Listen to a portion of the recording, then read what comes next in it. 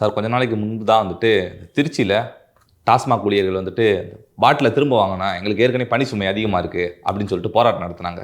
இதை தமிழ்நாடு முழுக்க நடத்த இருக்கிறதா டாஸ்மாக் அந்த ஊழியர்கள் சங்கம் அறிவிச்சிருக்காங்க சார். என்னைக்கு? December 3 sir. நான் மனதார அந்த டாஸ்மாக் ஊழியர்களின் போராட்டத்தை வாழ்த்துகிறேன், அவர்களுக்கு ஆதரவு தெரிவிக்கிறேன். அவங்க 10 ரூபா வாங்குறாங்கன்ட்டு நான் தான் விமர்சனம் பண்ணி பேசுகிறேன். ஆனால் அவர்கள் எத்தகைய கடினமான சூழ்நிலையில் பணியாற்றி கொண்டிருக்கிறார்கள் என்பதை ஒரு முன்னாள் அரசு ஊழியன் என்ற முறையில் என்னாலும் புரிந்து கொள்ள முடிகிறது.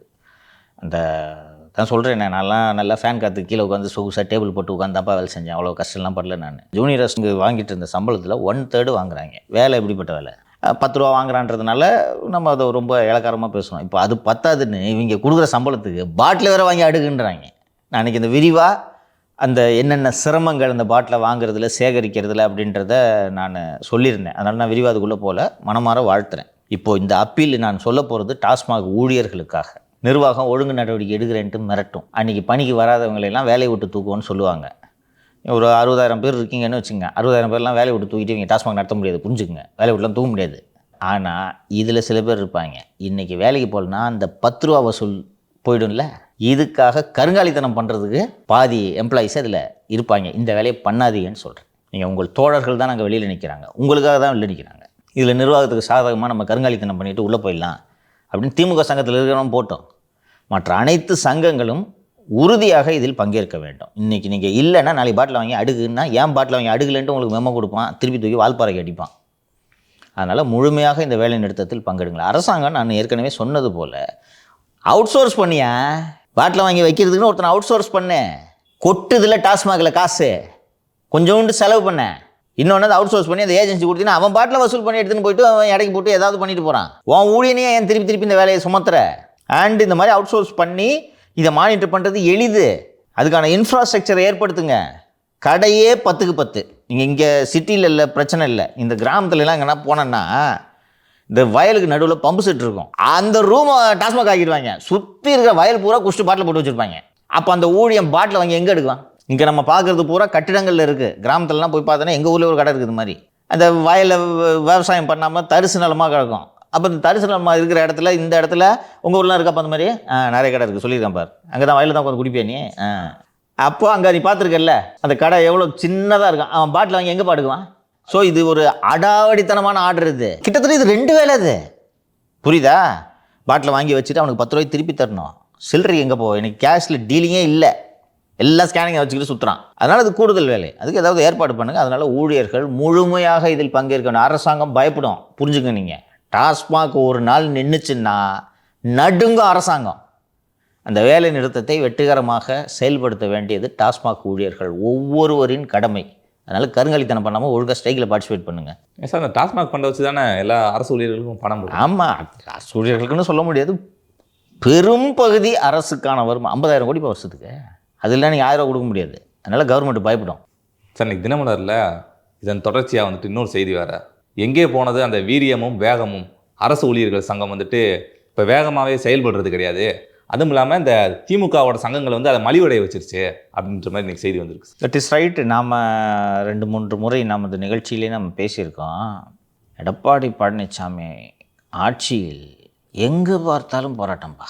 கதிராமங்கலத்தில் ஒரு போராட்டம், இன்னொரு இடத்துல ஹைட்ரோ கார்பன் எடுக்கிறேன்ட்டு போராட்டம், சேலம் 8 வழிச்சாலைக்கு எதிராக போராட்டம், அரசு ஊழியர்கள் ஆசிரியர்கள் போராட்டம்ன்ட்டு அதை எப்படியோ ஒரு சமாளித்தார். ஸ்டெர்லைட் போராட்டம் அதை விட்டுட்டேனே, 13 பேர் உயிரிழந்தார்களே, அந்த போராட்டம்னு எங்கே பார்த்தாலும் போராட்டம். எல்லா போராட்டத்தையும் திமுக ஸ்பான்சர் பண்ணிச்சு. நான் அதை தப்புன்னு சொல்ல மாட்டேன், அது எதிர்கட்சியோட வேலை. புரியுதா? இருந்து ஆட்சிக்கு எதிராக கலட்டா பண்ணிகிட்டே இருக்கிறது தான் ஒரு எதிர்கட்சியோட வேலை. சும்மா இருக்க வேண்டிய, என்ன ஏன் கூலி கம்மியாக கொடுத்துருக்கேன், ஸ்ட்ரைக் பண்ணியா அப்படின்னு தூண்டி விடணும். அது ஒரு எதிர்கட்சி. அப்போ தான் டெமோக்ரஸி வைப்ரண்ட்டாக இருக்கும். நீங்கள் போராட்டம் கரெக்டாக பண்ணால் தானே ஒரு 10 ரூபா கூலி ஏற்றி கொடுப்பான். அது நல்லது தானே, தொழிலாளிக்கு நல்லது தானே. அதனால் அது எதிர்கட்சியின் கடமை, நான் தவறு சொல்லவில்லை. ஃபண்டும் பண்ணாங்க. உங்களுக்கு மாலத்தீட்டு சொன்ன கோச்சுப்பாங்க. இந்த மாக்காய்க்கெல்லாம் அப்போ போராட்டம் நடத்துனதுக்கு திமுக தான் துட்டு கொடுத்துட்டு இருந்துச்சு. அந்த விசுவாசத்துக்கு தான் இன்றைக்கி இப்போ துட்டு கொடு, ஆளுங்கட்சியை வந்துட்டு துட்டு கொடுன்னு சொன்னோன்னே பிஜேபி பார்த்து குறைச்சிக்கிட்டு உட்காந்துருக்காங்க, இந்த சோன்பப்படி அவரெல்லாம். ஸோ அப்போது முழுக்க திமுக. எனக்கு அப்போது அதிகாரிகள் எனக்கு சொல்லுவாங்க, ஸ்டெர்லைட் போராட்டத்தில் திமுக ஃபண்டு இருக்குதுன்னு சொல்லும்போது நான் நம்பலை. சார், இது மக்கள் போராட்டம் சார் இது அப்படின்னு சொல்லிட்டு இருப்பேன். நான் சண்டை போடுவேன் அவங்ககிட்ட, எப்படி சார் திமுக பணம் கொடுக்குதுன்னு நீ இது பண்ணுறீங்கன்ட்டு. இப்போ புரியுது. இப்போ கத்த வேண்டியது தானே வைங்க. அந்த ஸ்டெர்லைட் துப்பாக்கி சூடு காரணமான அதிகாரிக்கு பதவி உயர்வு கொடுத்தாங்களே, வாயில் என்ன கொழுக்கட்டையாக வச்சுருந்தீங்க? பேச வேண்டியது தானே. இப்போ தெரியுது அவ்வளோ பேரும் திமுக வாங்கி பொறுக்கிட்டு இருந்திருக்காங்க. ஸோ அதுபோல் அதிமுக ஆட்சி காலத்தில் அவ்வளோ போராட்டங்கள் நடைபெற்றன. இன்றைக்கி திமுக ஆட்சி காலத்தில் தான் இந்த விடுப்பு அந்த சரண்டர் விடுப்பு இப்போ கொடுத்துட்டாங்க திருப்பி. இது போல் பல சலுகைகள் தரப்படவில்லை. அண்ட் தேர்தல் வாக்குறுதியில் சொன்ன எதையுமே நிறைவேற்றவில்லை. அப்போ அரசு ஆசிரியர் சங்கங்கள் தொடர்ந்து ஏதாவது போராட்டத்தை நடத்துவார்கள் என்று பார்த்தால் இது வரைக்கும் பெருசாக ஸ்ட்ரைக் எதுவுமே பண்ணல. ஒரு நாள் அடையாள வேலை நிறுத்தத்தோடு நின்று விடுகிறார்கள். இப்போ ஜனவரியில் தான் அறிவிச்சிருக்காங்கன்னு நினைக்கிற ஒரு போராட்டம். ஸோ அதுதான் இன்றைக்கி இந்த தினமலர் நியூஸில் வந்து கலகலத்து விட்டன அப்படின்றது மாதிரி இந்த சங்கங்கள் நீர்த்து போய் விட்டன அப்படின்ட்டு பண்ணியிருக்காங்க. திமுக வந்து உள்ளே பூந்து உடச்சிருச்சு. ஏடிஎம்கே இந்த வேலையில் இந்த சில்லற வேலையெல்லாம் செய்யலை. இல்லை சார், எப்படி சார் திமுக வந்துட்டு உள்ளே பூந்து அந்த சங்கங்களை ஃபுல்லாக சுக்குநூறாக்குறாங்க? அது ரொம்ப எளிதாக பண்ணலாம்ப்பா. நல்லா அழகாக கேட்டேனே.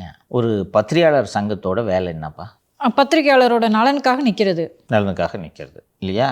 ஆளுங்கட்சியின் ஊதுகுழலாக சென்னை பத்திரிகையாளர் மன்றம் மாறி இருக்கிறதா இல்லையா? மாறி இருக்குதா? பத்திரிகையாளர் நலனுக்காகவாவது ஏதாவது பேசுங்கடான்னா யாருக்கு ஐடி கார்டு கொடுக்குதுன்னு சண்டை போட்டுருக்காங்க. ஸோ நிர்வாகிகளை கையில் எடுக்கிறது. எடுத்துட்டாங்களா? இதுதான் வேலை. எல்லா இடத்துலையும் நிர்வாகிகளை கையில் எடுக்கிறது, எடுத்து உடச்சி விட்றது. இதே மாதிரி தான் சாம்சங் தொழிலாளிகள் போராட்டத்தை உடைக்கிறதுக்கு வேலை பார்த்தாங்க. ஞாபகம் இருக்கா சார்? பல்வீர் சிங் ஐபிஎஸ் அவர்களை தமிழ்நாடு ட்ரான்ஸ்ஃபர் பண்ணியிருக்காங்க. என்ன சார் காரணம்? டெல்லியிலேருந்து திருநெல்வேலிக்கு கோர்ட்டுக்கு போயிட்டு வருது கஷ்டமாக இருக்காது? கஷ்டமாக இருக்காதா? டெல்லியில் இருக்கிறேன்னு சொல்லிட்டு கோர்ட்டுக்கே வராமல் டபாஞ்சிக்கிட்டு இருந்தார். டெல்லியில் இருக்கிறேன், டெல்லியில் முக்கியமான வேலை இதை பார்க்கணும் அதை பார்க்கணும்னு உருட்டிகிட்டு இருந்தார். இப்போது அவரை மாற்றி ஈரோடு சிறப்பு அதிரடிப்படையின் டிஎஸ்பியாக போட்டிருக்கிறார்கள். அவர் எஸ்பியாக இருக்க வேண்டிய விருப்பம். ஏஎஸ்பியாக ஜாயின் பண்ணிவிட்டு அவரோட பேச்சில் என்ன எஸ்பி ஆகிருப்பாங்கன்னு நினைக்கிறேன். அவர் இன்று ஏஎஸ்பியாகவே இருக்கிறார். ஆக்சுவலி அம்பாசமுத்திரத்தில் வந்து இந்த மாதிரி பல் பிடுங்கிய விவகாரம் வந்ததுக்கப்புறம் அவரை டெல்லிக்கு மாற்றிட்டாங்க. டெல்லிக்கு திகாருக்கு மாற்றி விட்டார்கள். இப்போது மீண்டும் அவரை ஈரோடுக்கு எஸ்டிஎஃபோட டிஎஸ்பியாக அவரை நியமித்திருக்கிறார்கள். அவருக்கு அந்த டெல்லி திகார் தமிழ்நாடு ஸ்பெஷல் போலீஸ் பட்டாலியனில் ஒரு பிரமாதமான பிரிவு உபச்சார விழாவெல்லாம் நடத்தப்பட்டது. அந்த வீடியோ பாருங்கள், நடத்தப்பட்டிருக்கிறது. ட்ரான்ஸ்ஃபர் போட்டு இங்கே போஸ்டிங் போட்டிருக்காங்க. மீண்டும் சொல்வது இதுதான், அவர் மீது குற்றச்சாட்டு இருக்கிறது. நான் கஞ்சா கேஸ் எல்லாம் பிடிச்சேன், அதனால தான் என் மேலே பல்லு பிடிங்கிட்டான்னு பொய்யா கேஸ் போடுறாங்கன்ட்டு நீதிமன்றத்தில் வழக்கு தொடுத்துருக்காரு. சஸ்பெண்ட் பண்ணுன்றேன். இதே போல் ஒரு பெண் விவகாரத்தில் மாட்டி துறை ரீதியான விசாரணையை எதிர்கொண்டிருக்கக்கூடிய செல்வ நாகரத்னத்துக்கு டிஸ்ட்ரிக்ட் எஸ்பி போஸ்டிங் போட்டு வச்சுருக்கேன். பல்வீர் சிங்காவது இந்த டாஸ்க் ஃபோர்ஸுன்றது டம்மி போஸ்ட்டு, வீரப்பனை பிடிக்கிறதுக்கு போட்ட அதிரடி படையது ஈரோடில். அதனால தான் ஈரோடில் எஸ்டிஎஃப் அது கமாண்டோ ஃபோர்ஸுக்கு கீழே அது வரும்னு நினைக்கிறேன். அது தமிழ்நாடு கமாண்டோ ஃபோர்ஸுக்கு கீழே வரும். அது அதனால அது டம்மி போஸ்டிங்க. அது மாதிரி செல்வ நாகரத்னத்தை ஏன் போடல?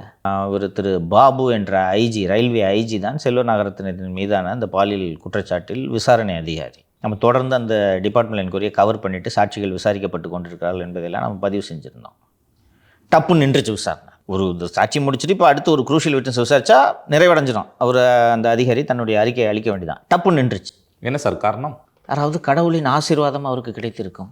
அதுவும் அவர் ஜாதியை சேர்ந்த கடவுள் ஆசீர்வாதம் பண்ணியிருக்கலாம் அல்லவா? உங்களுக்கு ஆசீர்வாதம் கிடைத்தால் நீங்கள் தமிழக காவல்துறையில் எது வேண்டுமானாலும் செய்யலாம். அவர் யாராவது ஆசீர்வாதம் பண்ணி ஒரு பாபு ஐஜி தானே, உன்னையும் ஆசீர்வாதம் பண்ணுறேன்ப்பா நிப்பாட்டுப்பான்னு சொன்னீங்கன்னா நிப்பாட்டுப்பாரு. ஆசீர்வாதம் பண்ண முடியாதா? அழகாக சர்ச்சுக்கு போய் பண்ணலாமே.